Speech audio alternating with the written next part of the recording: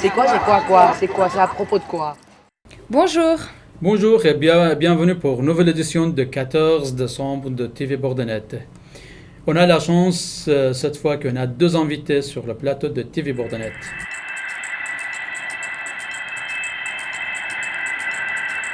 Le Koshiki Karaté, ça vous dit sûrement quelque chose parce qu'il y avait une démonstration au centre socio-culturel et ensuite elle avait été diffusée sur TV Bourdonnette. Notamment participait Johan Kongolo, un habitant de la Bourdonnette, et il est vice-champion du monde de Koshiki Karaté. On vous avait parlé de cours et maintenant on sait quand il commence. C'est le 12 janvier de 18h30 à 20h. Ils ne seront pas au centre socio-culturel de la Bourdonnette comme annoncé, mais dans la salle de rythmique du collège de la Bourdonnette. Les objectifs sont encadrement et éducation des jeunes à travers la pratique d'un art martial et développement d'un sport de masse dans le quartier. Alfredo, un habitant de la Bourdonnette, celui qui est sculpteur sur bois, qui nous a fait cette table et le petit bonhomme, on ne le dira jamais assez, a exposé à la Migros des Bergères ce samedi. Regardez le reportage de Joachim Santos et de Jean-François Mélan.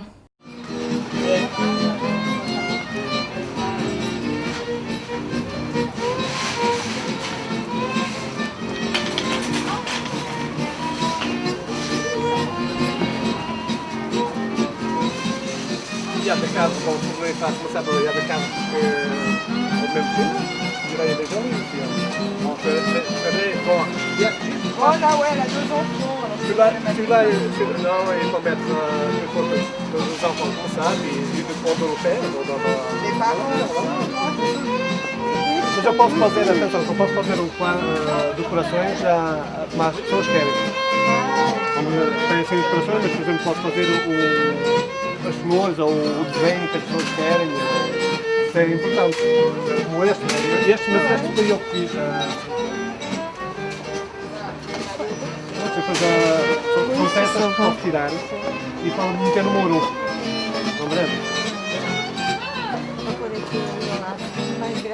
Oh mon ami, mon cher ami, qu'est-ce qui vous a amené ici? C'est mon fils que je rends à la Migros de Bergère. Puis pour me faire exposer mon travail ici, encore une fois, c'est-à-dire j'ai été faire le premier à la Bourdonnette, puis maintenant celui-là c'est le deuxième. Puis moi je pense que ça marche bien parce que les gens sont beaucoup intéressés. Puis il y a même des gens qui doivent acheter, mais bon, pour dire ça va. Il faut dire que tu exposes un paquet énorme de travail. Depuis 2 mois qu'on a fait une première émission ensemble, oui. Tu as fait tout ce travail? Oui, parce que les gens, quand j'étais à la Bourdonnette, ils ont été tellement intéressés sur mon travail, que je faisais mon travail, puis je continuais à faire des pièces pour les photos, les pièces de miroir avec les lampes au milieu, tout ça. Puis les gens aussi, là, ils sont tellement intéressés, je vais continuer à faire ça, j'ai du plaisir à faire, je vais continuer. Ah, mais c'est magnifique. Alors dites-moi, mademoiselle, vous qui travaillez dans le coin, que pensez-vous de ce travail et de cette exposition? Je trouve que c'est très original et que ça change. C'est pas souvent qu'on voit des choses comme ça, en fait, en bois, gravées. Ça fait plaisir à voir des gens qui s'investissent comme ça dans leur passion. Oui, on voit qu'il aime ce qu'il fait. Ça, c'est vrai qu'il l'aime beaucoup et puis il s'y est mis avec une ardeur extraordinaire. Ah ouais, ça se voit, c'est vraiment très fin et puis c'est très artisanal, donc c'est mignon. Moi j'aime beaucoup ce genre de choses, surtout le bois. Donc, Alors, mon cher ami, que pensez-vous du travail de votre père? Je pense que c'est du bon travail, j'aime bien ce qu'il fait. D'ailleurs, je pense que tout le monde aime bien. À mon travail, tout le monde a aimé. Ils sont tous venus, ils ont dit que c'était très bien. Puis toute l'ardeur qu'il a mise à créer tout ça. Ah bah oui, c'est bien sûr. Il a beaucoup de patience pour faire ça. Hein. Vous avez bien travaillé pour lui? Ah bah, j'ai fait ce que j'ai pu, lui il a fait le reste. Hein. Oui, c'est l'essentiel qu'il a fait, bien sûr. Lui il a fait le reste et puis moi je suis très fier de ce qu'il fait, quoi.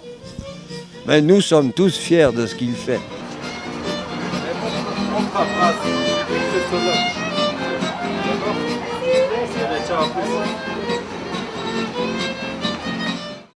Et puis tu continues à travailler seulement sur ton balcon?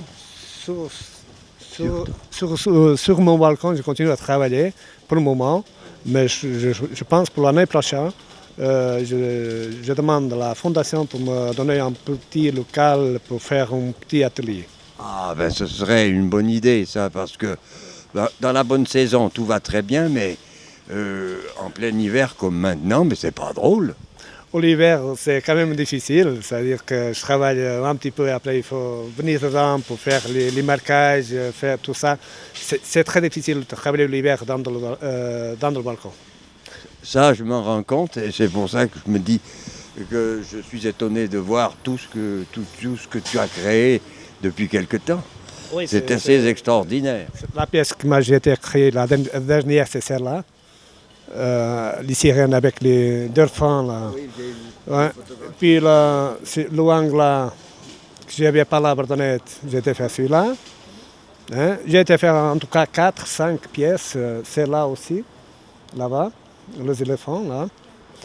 Puis celle-là aussi, du cheval là. Alors j'ai été faire pas mal de cadres aussi de photos. J'ai été faire après Expo à la Bourdonnette, j'ai été faire en tout cas environ 60 cadres de plus. Oh. Ça, je suis étonné de voir ça, parce que tout de même, il y a énormément de travail sur chaque pièce. C'est assez remarquable. Oui, chaque pièce de cadre, ça me prend environ 3 heures de temps. Puis 3 heures de temps, sans compte les cas que nous avons ici, sans compte les heures, ça fait pas mal d'heures. Hein. Oui. Ça dépasse un mois de travail ouais. normal. Hein. Et puis en cadre simple, ça me prend environ 1 semaine et demie à le faire. Ah, un grand cadre comme ça? Oui. En cadre d'angle, ça me prend environ 15 jours, en tout cas le minimum. 15 jours à faire. Puis c'est-à-dire je passe mon temps à faire comme ça. Puis j'ai du plaisir à faire, c'est pas le temps qui compte pour moi. D'autant j'ai, alors il faut le passer comme ça. Hein. Oui, en fait, tu as retrouvé une nouvelle vocation et tu te sens capable d'aller très loin dans ce domaine. J'espère y aller loin parce qu'on commence à faire de petites choses et puis on peut grandir petit à petit. Il ne faut pas grandir vite, c'est rien de grandir vite, on fait les choses avec le plaisir. Cette exposition, c'est du beau travail. C'est du beau travail. Oui. Hein? Vous voyez, il y a un petit monsieur là qui vous filme. Oui. Hein?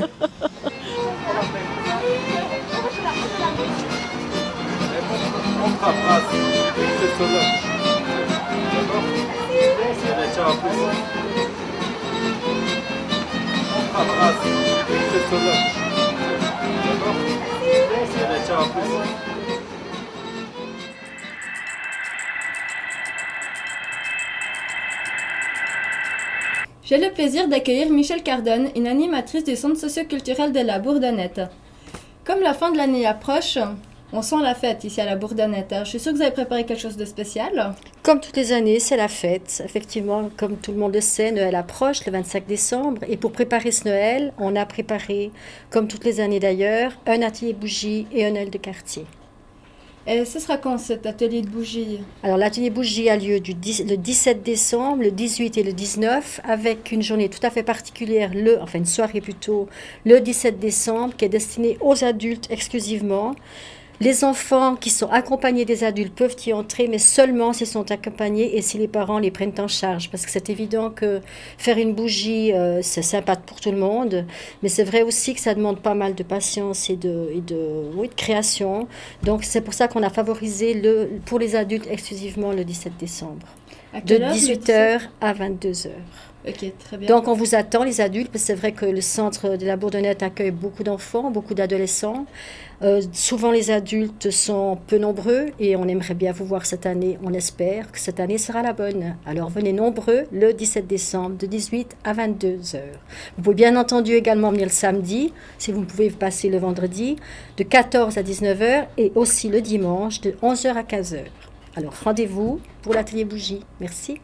Et vous parliez d'un Noël dans le quartier? Alors, on a un Noël de quartier. Comme toutes les années, on tient à, comme vous le savez, il y a plusieurs nationalités à la Bourdonnette. Et c'est vrai que pour nous, c'est important d'échanger nos cultures, notre culture avec les étrangers qui habitent la Bourdonnette. Et c'est important aussi de marquer le coup par ce qu'on appelle le Noël de quartier, qui invite les enfants, bien entendu, ils sont toujours, comme je disais tout à l'heure, très nombreux, mais aussi les adultes. Ça consiste à faire un tour dans le quartier pour marquer le coup, c'est très simple, hein, c'est vraiment un moment convivial entre nous tous. C'est de passer dans le quartier avec un jongleur, clown, qui va jongler avec des balles de feu, entre autres. Wow. Et ensuite qui va s'arrêter sur différentes places du quartier pour bien inviter les gens, non seulement à regarder du balcon, même si c'est toujours sympa de regarder depuis chez soi, parce qu'on est quand même un petit peu au chaud, c'est aussi sympa de descendre, donc une fois de plus adultes, descendez nous rejoindre. On va en cortège au flambeau et ensuite on revient dans le centre où le Père Noël va accueillir les enfants. Et il est toujours très friand de poèmes, de chansons des enfants, et c'est un moment très magique qui demande beaucoup de respect. Je trouve que les enfants sont très respectueux de cet échange-là. Et on a un Père Noël qui vient de très loin, qui est toujours très fatigué parce qu'on est les derniers du quartier à le recevoir. Il est épuisé et il accueille les enfants toujours avec beaucoup, beaucoup de sourire et de sympathie. Alors les enfants, rendez-vous, les parents aussi. Pour le Noël. Pour le Noël de quartier. Mais d'ici le Noël, vu que vous parliez des enfants, que vont faire les kids d'ici là? Alors le 15 décembre, il y a justement, pour pouvoir accueillir le Père Noël avec des lumières et des lanternes, on va confectionner des lanternes de 14h à 16h. Et ensuite de quoi, on va passer un petit moment d'échange, de goûter avec la pyramide, avec qui on collabore beaucoup durant l'année. Et on est invité à faire, je pense, une petite agape comme ça, de goûter sympa avec eux. Et ensuite, donner rendez-vous pour le 22 décembre. Et le 22? Le 22, c'est donc le Noël, ce fameux Noël de quartier, plus l'atelier bougie au préalable. Et puis, si je peux me permettre, c'est pas dans le quartier de la Bourdonnette, mais c'est à la gare. Nous organisons pour la 20e année cette année, avec le centre de Grand-Venne, ce qu'on appelle le Noël à la gare, en collaboration avec le buffet de la gare, et qui est un Noël qui permet à tous les gens qui sont seuls de partager un moment avec d'autres gens. Il y a des familles qui viennent, il y a vraiment un mélange de gens assez intéressant. C'est un moment très convivial aussi, très chaleureux. On est chauffé par des petites chaufferettes, c'est très sympa. Donc vous aussi, habitants de la Bourdonnette, si vous vous sentez un peu seul ou si vous avez envie de partager et venir nous dire bonjour, vous êtes les bienvenus à partir de 19h devant le buffet de la gare. Merci beaucoup Michel Cardone. Mais je vous en prie. Donc, j'espère que vous avez tous retenu les dates et que vous serez nombreux à venir fêter Noël avec la Bourdonnette. Concert de Noël, la banda des écoles lausannois, créée par Jean-François Bovard en grande du monde jazz, aura lieu 18 décembre dans Aula de Collège Belvedere. Entrée est libre. Les contes de Noël. Ce sont des histoires racontées par Fleury Lombelet. C'est aussi le 18. Ça commence à 20h30 et c'est au Théâtre de la Colombe. Et l'entrée est libre. Il y aura un concert à la cathédrale le 18 décembre au titre Ton chanton par Chor Pro Arte de Lausanne et Chor d'enfants et Palange. Entrée est libre, mais il y a une collecte en faveur des hôpitaux pour les enfants à Kantabofa au Cambodge.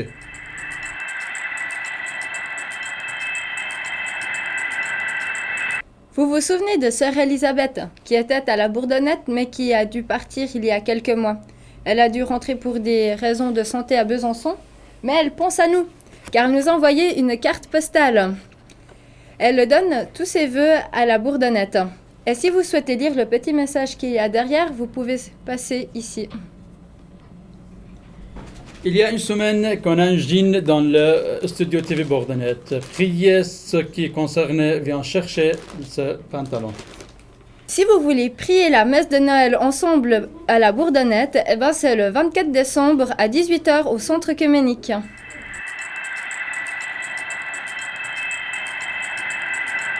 Nouvelle sortie de cette semaine sont 3 films. Premier, Conte de Noël. C'est son histoire pour les enfants, racontée par Hélène Burna. Les heures de diffusion est 8h40, 11h30, 13h30, 16h30 et 21h. La seconde sortie est Autour de la famille. C'était une manifestation qu'il y avait eu le 16 octobre à Renan à l'attention des familles. Moi-même et Razim Chai, nous nous sommes rendus caméra à la main pour savoir ce qu'il se passait là-bas. Et vous allez le savoir à 4h, 7h, 17h et 19h30. Le film dure une trentaine de minutes. Et pour le troisième film, la réalisatrice est l'invitée de Raïm. Vous souvenez-vous le film de La vie en exode qui diffusait à Pôle Sud? En même temps, il y a d'autres films qui réalisés par le réalisateur kurde Elif Orlo. La réalisatrice est étudiante de faculté lettres de l'Université de Lausanne. Aujourd'hui, on accueille la réalisatrice sur le plateau de TV Bordenet. Bonjour et bienvenue. Est-ce que tu as réalisé d'autres films? Oui, en fait, j'avais réalisé un court-métrage, une fiction et d'abord aussi un petit documentaire. Et ça, c'est mon premier moyen-métrage que j'ai fait. Quel était le motif de réaliser ce film? Comme moi, je suis d'origine kurde et comme j'ai toujours tout vécu, toutes ces problématiques de kurde avec ma famille, surtout avec mes parents, pour moi et ma sœur, c'était très important de choisir un problème de là-bas et d'aller là-bas, de donner notre avis sur ce massacre. Ce film est sur le massacre de Dersim, mais aussi il y a beaucoup de paysages et nature qui parlent. Quel est le rapport entre les deux? Déjà dans le texte, parce que dans le texte on parle du massacre. D'un côté il y a l'armée turque qui parle du massacre de leur côté. De l'autre il y a les Anglais qui observent le massacre, qui écrit ça. Et le troisième côté, c'est le peuple kurde, ce sont des témoins que nous on avait trouvés. En fait, c'est toujours ces textes. Et après, il y a sur l'image, il y a les lieux de crime d'abord, où on voit beaucoup de paysages. Après, il y a aussi des villageois d'aujourd'hui, comme ils vivent. Et après, il y a une personne, une kurde qui raconte les témoignages. Pour aller tourner un film à un tel endroit, est-ce qu'il y a obstacles, il y a besoin d'autorisation, des choses comme ça? Oui, en fait, avant que, parce qu'on était déjà très tôt là-bas, 2 mois avant, et après on a demandé une autorisation. Bien sûr qu'on n'avait pas dit qu'on va faire un film sur le massacre, on a dit qu'on va faire juste un film sur la région. Et que ça sera un film pour l'université. Alors, ils ont donné une autorisation. Et après aussi, dans cette région de Dersim, comme c'est déjà très très fermé, comme vous verrez dans le film, c'était difficile déjà de l'entrée, parce qu'il y a beaucoup de soldats.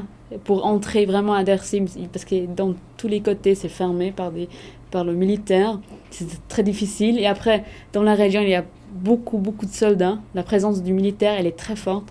Après de tourner sous cette pression, en fait, c'était très difficile parce qu'on savait très bien qu'il y a des problèmes entre les guérillas et les soldats. Et ouais, les conditions étaient très, très dures. Pendant le tournage, est-ce qu'il y a de rangements à côté d'armée turque ou non? Non. Des fois, ils ont même aidé. C'est ça qui était quand même drôle. Bien sûr, quand on savait que c'était pas nos amis, mais ils ont quand même nous guidés un petit peu. Oui, ouais. Voilà. Par rapport à la vie quotidienne de l'habitant, est-ce qu'il y a amélioration sur la vie quotidienne par rapport à passé ou?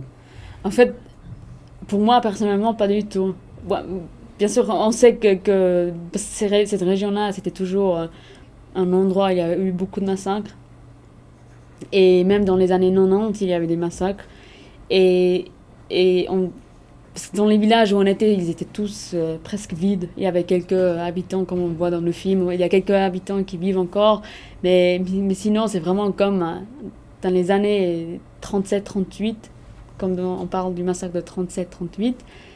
Et en fait, moi, j'ai pas vu un grand changement de ce massacre avant et d'aujourd'hui, parce pour moi, il n'y a pas eu un grand changement. La situation, c'était la même. Il y a beaucoup de soldats, les villes sont vides, les gens, ils vivent avec une peur et tout. Pour moi, c'était très, très choquant de voir ça.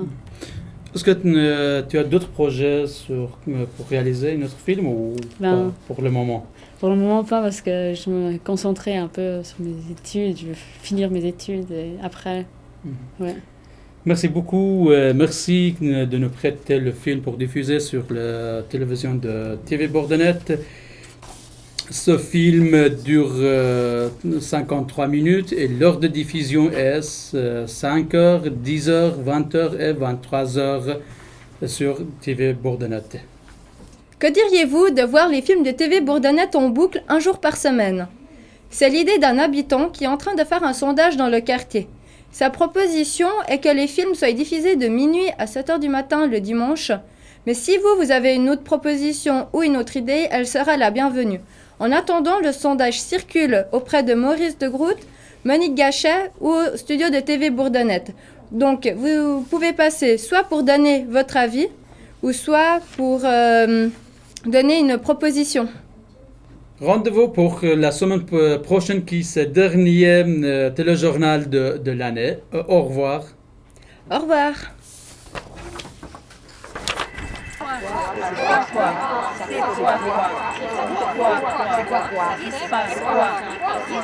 C'est quoi? C'est à propos de quoi?